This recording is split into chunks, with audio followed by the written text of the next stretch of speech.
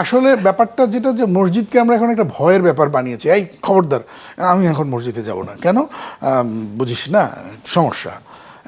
মসজিদে খুব ভয়ের জায়গা। মসজিদ হবে আমার পরম আপন, আমার শান্তির জায়গা, আমার প্রশান্তির জায়গা, আমার নিরাপত্তার জায়গা।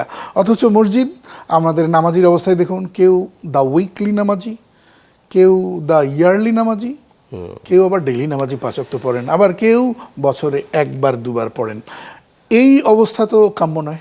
এটা আসলে মুসলমানদের বিরুদ্ধে, মুসলমানদের শত্রুদের একটা সাংস্কৃতিক যুদ্ধের ফল, যে জায়গায় তারা জয়ী হয়েছে আর আমরা পরাজিত হয়েছে।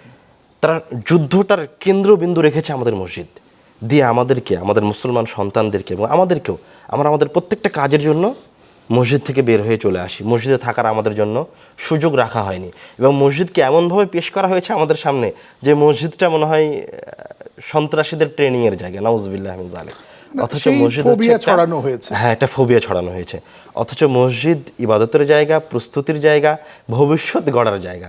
এবং ওই মসজিদে যিনি এই পৃথিবীকে সৃষ্টি করেছেন, ওই জায়গায় তার রহমত, বরকত সব কিছু আছে। কেউ যখন এই মসজিদে বসে থেকে কোনো সিদ্ধান্ত গ্রহণ করে, মসজিদে বসে থেকে শালা পরামর্শ করে, পড়াশোনা করে, জিকির করে, তখন রব্বুল আলামিনের রহমত যারা মসজিদে বসে জিকির করছে তাদের উপর অবতীর্ণ হতে থাকে। শুধু তাই নয়, ফেরেশতারা তাদেরকে ঘিরে ধরে রাখে মসজিদের ভিতরে।